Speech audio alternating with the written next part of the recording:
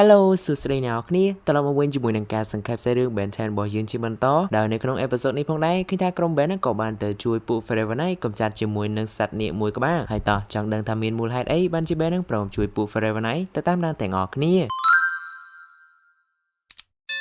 ានៅថ្ងៃសេរីរបស់យើងគឺចាប់ផ្ដើមឡើងមកជាមួយនឹង Village Galadriel នៅឯវិមានមួយនៅលើកំពូលភ្នំរបស់ពួក Forever Night ដែលនៅពេលនឹងដែរ King Forever Night មានឈ្មោះថា Patrick King Patrick នឹងបានកោះហៅកងទ័ពរបស់គេមកជុំគ្នាដើម្បីធ្វើការបើកការសាឡបងកំចាត់សត្វបិសាចមួយដែលរាប់ពាន់ឆ្នាំហើយពួក Forever Night ប្រើអាវុធទាំងបានពីក្នុងផែនដីនិងក្រៅលំហយកមកប្រើដើម្បីកំចាត់សត្វបិសាចមួយហ្នឹងក៏ប៉ុន្តែឃើញថាមិនដែលបានជោគជ័យនោះឡើយក៏ប៉ុន្តែសម្រាប់ថ្ងៃនេះជាមួយនឹងអាវុធថ្មីនិងអ្នកប្រើប្រាស់ថ្មីដែលជាជើងឯកត្រូវបានជ្រើសរើសមានឈ្មោះថា Corner ដែលពួកគេជឿថានឹងមានលទ្ធផលខុសពីរាល់ដងជាមិនខានហ្នឹងហើយបន្ទាប់ពី Corner ទទួលបានអាវុធមួយនឹងហើយយើងក៏បានឃើញពួកគេទាំងអស់គ្នាមកកាន់បន្ទប់ឃុំឃាំងមួយដែលជាកន្លែងឃុំឃាំងសត្វបិសាចនឹងឯងហើយមុននឹង Corner ចូលទៅខាងក្នុងដើម្បីបង្ក្រាបសត្វបិសាចមួយនឹង King Patrick ក៏បានប្រាប់ឲ្យគេនឹងតម្រង់ឲ្យចំបេះដូងហើយកុំភ័យអាសត្វបិសាចហ្នឹងគឺត្រូវបានដាក់ក្នុងចង្វាក់ជាប់ហើយអញ្ចឹងទៅដល់គ្រាន់តែតម្រង់ឲ្យចំបេះដូងសង្កត់កែជាប់នោះមានសិននឹងជោគជ័យជាមិនខានក៏ប៉ុន្តែមានតែដូច King Patrick និយាយមកពីណានៅពេលដែល Corner ចូលទៅខាងក្នុងឃើញថាអាសត្វបិសាចហ្នឹងចង្វាក់ដែលត្រូវបានដាក់នឹងវារើបំរាស់ឡើងដាច់ខ្ទេចអស់ហ្នឹងហើយមានអីទៀតនៅពេលដែលវាបានឃើញ Corner ចូលមកដល់វាក៏បានវាប្រហារទៅកាន់ Corner និងបានព្យាយាមរត់មកកាន់ច្រកចេញក៏ប៉ុន្តែគេថាច្រកចេញនឹងគឺត្រូវបានបិទហើយកម្លាំងរបស់វាក៏មិនគ្រប់គ្រាន់ក្នុងការបំបីទ្វារថ្មដ៏រឹងមាំមួយនេះបានផងដែរតែនៅពេលនោះដែរ Apex Corner ដែលបានរត់មកតាមក្រោយគេក៏បានប្រើអាវុធរបស់គេនឹងតម្រង់មកកាន់សត្វបិសាចមួយហ្នឹងហើយនៅពេលដែលគេបានបាញ់អាសត្វបិសាចមួយហ្នឹងក៏បានគេចផុតដែលធ្វើឲ្យគ្រាប់មួយនោះក៏បានទៅទម្លុះទ្វារថ្មនឹងអីចឹងទៅហើយមានអីទៀតនៅពេលដែលទ្វារថ្មហ្នឹងត្រូវបានទម្លុះអាសត្វបិសាចហ្នឹងក៏អាចប្រើកម្លាំងរបស់គេដើម្បីបំបីទ្វារថ្មនោះនឹងបានរត់គេចាក់ចេញពីទីនោះបានសម្រេចអីចឹងទៅហើយនៅពេលដែលបានឃើញបែបហ្នឹង Apex Corner នេះក៏ដូចជាខឹងខ្លាំងមែនទែននឹងបាននិយាយថាទោះបីជាត្រូវលះបង់អ្វីក៏ដោយក៏គេត្រូវតែកំចាត់អាបិសាចនឹងឲ្យបាននោះដែរហើយកាត់មកមើលខាង Ben ដែរវិញដែលកំពុងតែវាយបើសាវឹកហាត់កាយសម្បទាក៏ដូចជាក្បាច់គុណដែលរៀនចេញពី Gwen ផងដែរដែលហេតុថាគេពឹងលើតែ Omnitrix មួយមកគឺអត់កើតនោះទេក៏ដោយសារតែ Omnitrix ក៏ចេះអស់ធម៌ពលផងដែរអញ្ចឹងឯងត្រូវតែមានក្បាច់គុណខ្លះទុកការពារខ្លួនអញ្ចឹងទៅណាហើយ Ben នៅពេលហ្នឹងដែរក៏បានទៅនឹកឃើញគំនិតមួយប្រើក្បាលរបស់គេធ្វើជាស្នៀតវាប្រហាហើយ Gwen នៅពេលហ្នឹងក៏ប្រាប់ឲ្យ Ben ថាកុំប្រើហ្នឹងប្រើរបស់ដែលនៅក្នុងនឹងវិញហ្នឹងហើយភ្លាមនោះដែរ Kevin ក៏បានដើរចូលមកនឹងបាននិយាយថាគេបានរៀបចំការជួបជុំមួយសម្រាប់ Ben និងចង់ឲ្យ Ben នឹងប្រញាប់ទៅលឿនហើយនៅពេលហ្នឹងពីអ្នកបងប្អូនហ្នឹងក៏បានសួរទៅកាន់ Kevin ថាទៅជួបមួយណាគេ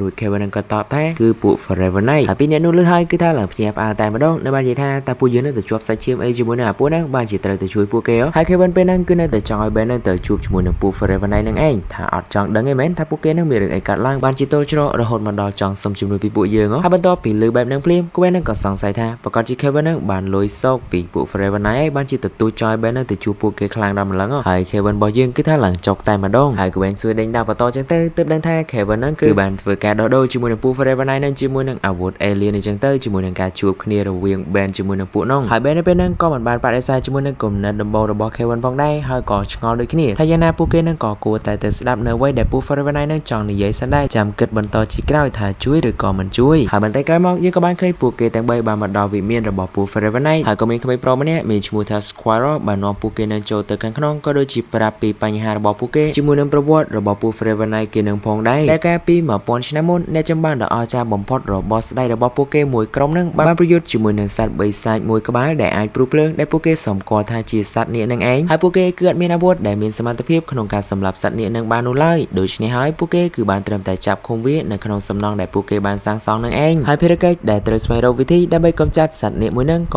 ៏បន្តពីមួយចំនួនទៅមួយចំនួនតាមខ្សែស្រឡាយរបស់ស្ដេចនឹងឯងហើយវាក៏ជាមូលហេតុដែលតាំងពីនៅក្នុង Classic មកទល់ឥឡូវពួក Forever Night គឺតែងតែលួចជួញដូរអាវុធ Alien គឺដើម្បីតែបង្កើតអាវុធដែលអាចកម្ចាត់សត្វនាគមួយនឹងបាននឹងឯងហើយថ្មីនឹងជាមួយនឹងអាវុធ Alien ថ្មីមានឈ្មោះថា Quantum Disassembler Cannon ដែលពួកគេជឿថានឹងអាចចាត់ការសត្វនាគនឹងបានក៏ប៉ុន្តែវាក៏បរាជ័យនឹងបានធ្វើឲ្យសត្វនាគនឹងរត់គេចខ្លួនបានដូច្នេះហើយ Squirrel ក៏ចង់សុំឲ្យ Ben នឹងជួយពួកគេដើម្បីចាត់ការទៅលើសត្វនាគមួយនឹងអីចឹងទៅដែល Ben នៅពេលហ្នឹងក៏តបសួរទៅវិញថាបើសិនជាគេជួយតើគេនឹងអាចទទួលបានឈុតក្រោះដ៏ចែងចាំងមួយឈុតនឹងដែរអត់ដែល Gwen ជាមួយនឹង Kevin លឺហើយគឺថាឡើងហួចចិត្តតែម្ដងគ្រាន់តែឈុតក្រោះបែបហ្នឹងសោះឃើញឡើងសឹងតែរាល់ដងឯងនៅចង់បានទៀតហើយអីក៏ឆាប់ជឿម៉ែគ្រាន់តែបានលឺដឹងរឿងបន្តិចប៉ុណ្ណឹងសោះហើយ Kevin ក៏បន្ថែមទៀតមិនទាំងដឹងផងថាសត្វនាគនឹងមានពិតដែរអត់អ្វីដែលពួកគេអាចបញ្ជាក់បានគឺមានតែរូបភាពកណាត់ដ៏កញ្ចាស់នៅជញ្ជាំងនឹងឯងទាញខ្វាច់លហែកខ្វោក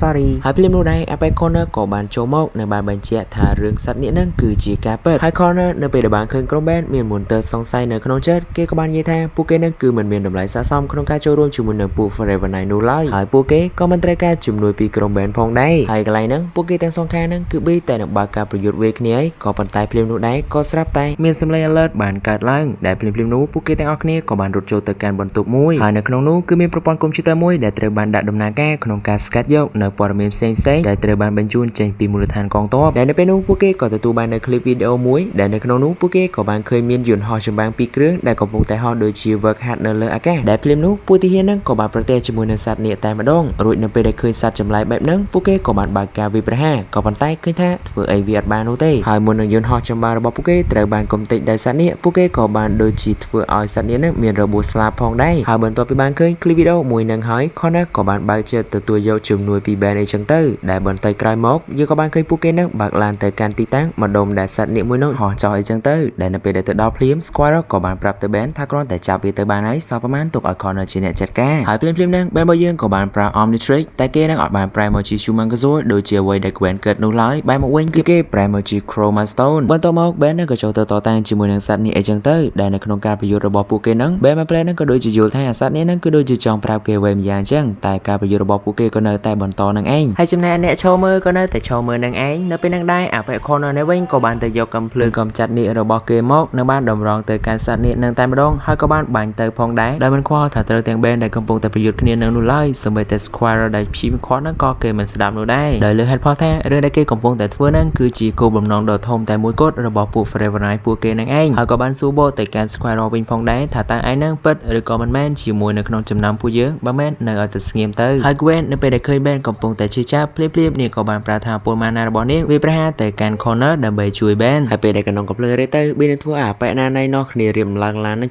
700ផងដែរហើយចំណែកសត្វនាគនេះវិញក៏បានហោះរត់គេចាក់ចេញពីទីនោះដែល band នឹងក៏អត់បានដេញតាមផងដែរហើយភ្លាមក្រោយពី band ប្រែមកជាទម្រង់មនុស្សវិញគេក៏ចូលមករករឿង Connor តែម្ដងដែលបោកគេប្រើបែបនេះតែ Connor ក៏តបថាគេគ្មានបំណងនោះទេក៏ប៉ុន្តែលើក្រោយបើសិនជាក្រុម band នឹងហ៊ានមកជ្រៀតជ្រែកជាមួយនឹងរឿងគេទៀតប្រកាសជាដឹងគ្នាហើយសមត្ថភាពប៉ុណ្ណឹងសោះចង់មកគំរាម band ភ្លាមនឹងដែរ band នឹងក៏បានប្រែមកជា Humongousaur រុញច្រាន Connor ជាមួយនឹង Squire ទៅផ្ទប់ជាមួយនឹងឡានគំរាមយកតែម្ដងតែមិនគំរាមចង់ធ្វើបាបអីទេគ្រាន់តែចង់ដឹងពីទីតាំងរបស់សត្វនាគនឹងថាវាទៅណាតែប៉ុណ្ណោះហើយត្រឹមតែប៉ុណ្ណឹងគឺមិនអាចធ្វើឲ្យពួក Forever Night នឹងភ័យខ្លាចបាននោះឡើយតតែ band នឹងពង្រីកខ្លួនរបស់គេយ៉ាងធំភ្លាមនឹង Squire គឺភ័យឡើងចង់លិចនោមហើយក៏ខ្ជាក់មកទាំងអស់តែម្ដងពីទីតាំងដែលសត្វនាគនឹងហោះទៅគឺនៅឃ្លាំងផ្ទប់អីវ៉ាន់មួយដែលមានផ្ទុកវត្ថុចម្លែកមួយដែលពួកគេបានរកឃើញនៅពេលដែលពួកគេចាប់បានសត្វនាគ